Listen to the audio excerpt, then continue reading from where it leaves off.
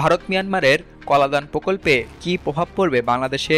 ভারতের কলাদান multi modal transit transport প্রকল্প মূলত ভারত মিয়ানমার সংযোগ স্থাপনের মাধ্যমে উত্তর পূর্ব ভারতের রাজ্যগুলোর সঙ্গে সমুদ্রপথের যোগাযোগ সহজ করার একটি দূরদর্শী পদক্ষেপ। এর আওতায় মিয়ানমারের সিতওয়াওয়ে বন্দর থেকে কলাদান নদীপথে পালেতুয়া পর্যন্ত ১৫৯ কিলোমিটার জলপথ এবং এরপর মিজোরামের সঙ্গে ১১০ কিলোমিটার সড়ক পথ নির্মাণ হচ্ছে। এই প্রকল্পটি চালু হলে ভারতের ত্রিপুরা, মিজোরাম, নাগাল্যান্ড এবং মেঘালয়ের মতো রাজ্যগুলো সরাসরি সমুদ্র বন্দরে সংযুক্ত হবে মিয়ানমার হয়ে, যা দীর্ঘদিনের ভূখণ্ডগত বিচ্ছিন্নতা কাটিয়ে আঞ্চলিক অর্থনীতিকে উন্মুক্ত করতে পারে। আঞ্চলিক প্রভাব বাংলাদেশের জন্য সুযোগ না হুমকি? প্রকল্পটি বাংলাদেশকে ঘিরেই সম্পন্ন হচ্ছে, কিন্তু সরাসরি বাংলাদেশের সম্পৃক্ততা এখানে নেই। এই বাস্তবতা বাংলাদেশের জন্য একদিকে কৌশলগত চ্যালেঞ্জ, অন্যদিকে সম্ভাবনার দিকও তৈরি করে। প্রথমত, উত্তর পূর্ব ভারত এতদিন চট্টগ্রাম এবং মংলা বন্দর ব্যবহার করতে আগ্রহী ছিল। ২০২০ সালে Bharat Bangladesh access to port চুক্তির মাধ্যমে ভারতের পণ্যবাহী জাহাজ বাংলাদেশের নদীপথ ব্যবহার করে ত্রিপুরা এবং মেঘালয় পর্যন্ত যেত।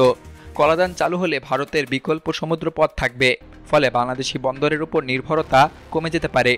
এতে বন্দর রাজস্ব, ট্রানজিট ফি এবং জাহাজ চলাচল থেকে বাংলাদেশ যে অর্থনৈতিক সুবিধা পাচ্ছে তা হ্রাস পেতে পারে। তবে অন্যদিকে প্রকল্পের পুরো কাঠামোটি বাংলাদেশের সীমান্তের খুব কাছে থাকায় বাংলাদেশ চাইলে ভবিষ্যতে নিজেকে সংযুক্ত করতে পারে।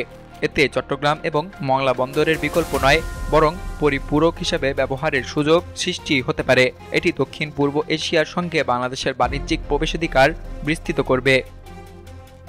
অর্থনৈতিক সম্ভাবনা এবং বাণিজ্যিক দ্বার। সোনাওয়ালের বক্তব্যে বলা হয়েছে, এই অঞ্চল শুধু উত্তর পূর্ব ভারত নয়, বাংলাদেশ, ভুটান, নেপাল, মিয়ানমারকেও দক্ষিণ পূর্ব এশিয়ার সঙ্গে সংযুক্ত করে নতুন বাণিজ্য সম্ভাবনার দ্বার খুলে দেবে। এটা স্পষ্ট করে যে কলাদান প্রকল্প বঙ্গোপসাগর কেন্দ্রিক আঞ্চলিক বাণিজ্যের নতুন চেইন তৈরি করছে এবং যদি বাংলাদেশ সক্রিয়ভাবে অংশগ্রহণ করে, উদাহরণস্বরূপ বেনাপোল থেকে মিজোরাম অথবা চট্টগ্রাম থেকে পালেতুয়ারের মধ্যে কন্টেইনার করিডোর গড়ে ওঠে, তাহলে এই অঞ্চলের জন্য অভ্যন্তরীণ এবং আন্তর্দেশীয় ট্রানজিট হাব হিসেবে বাংলাদেশ লাভবান হতে পারে।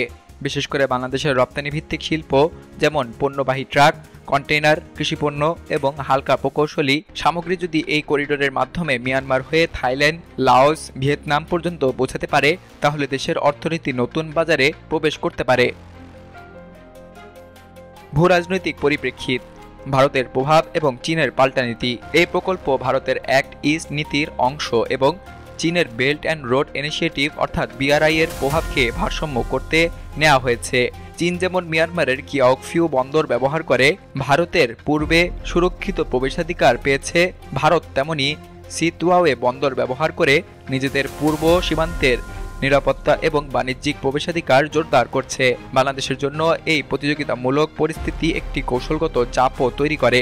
বাংলাদেশকে চীন এবং ভারতের মধ্যকার ভারসাম্য বজায় রেখে চলতে হবে। ফলে কালাদান প্রকল্পে যুক্ত হওয়ার আগে বাংলাদেশের উচিত কূটনৈতিকভাবে নিরপেক্ষ এবং বাণিজ্যিকভাবে বাস্তববাদী পরিকল্পনা নেওয়া। ভবিষ্যৎ চ্যালেঞ্জ এবং প্রস্তুতির প্রেক্ষাপট।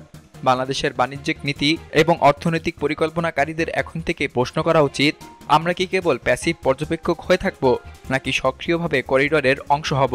দেশের নদীপথ, স্থলবন্দর এবং কাস্টম সিস্টেম কতটা দক্ষ আছে এই ধরনের আঞ্চলিক সংযোগে অংশ নিতে? কিভাবে চট্টগ্রাম অথবা মংলা বন্দরের আধুনিকীকরণ করে এসব করিডোরের গুরুত্বপূর্ণ অংশে পরিণত হওয়া যায়? বাংলাদেশের নিজস্ব মাল্টি মোডাল ট্রান্সপোর্ট কাঠামো, রপ্তানি প্রস্তুত অঞ্চল এবং দক্ষ জনবল গড়ে না তুললে এই ধরনের বৃহৎ আঞ্চলিক প্রকল্প থেকে যথাযথ সুবিধা তোলা কঠিন। বাংলাদেশের জন্য সতর্কতা এবং সম্ভাবনার দ্বৈত বার্তা। ভারত মিয়ানমারের কালাদান প্রকল্প প্রথমত ভারতের নিজস্ব কৌশলগত এবং অর্থনৈতিক স্বার্থ রক্ষা তৈরি হলেও এর গঠনগত অবস্থান এবং কার্যকারিতা বাংলাদেশকে প্রভাবিত করবেই।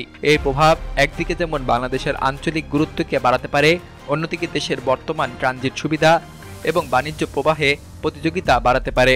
বাংলাদেশের উচিত কৌশলগত দৃষ্টিকোণ থেকে এই প্রকল্প পর্যবেক্ষণ করা, সম্ভাব্য সংযুক্তির রূপরেখা তৈরি করা এবং প্রয়োজন হলে আঞ্চলিক বাণিজ্য ফোরামে নিজেদের অবস্থান স্পষ্ট করা। কেবল সড়ক নয়, বাংলাদেশও আঞ্চলিক সংযোগের সেতু হতে পারে যদি যথাসময়ে প্রস্তুতি এবং অংশগ্রহণ নিশ্চিত করা হয়। সকল প্রকার খবর জানতে এখনই সাবস্ক্রাইব করে রাখুন আমাদের চ্যানেল বাংলাদেশ কণ্ঠে।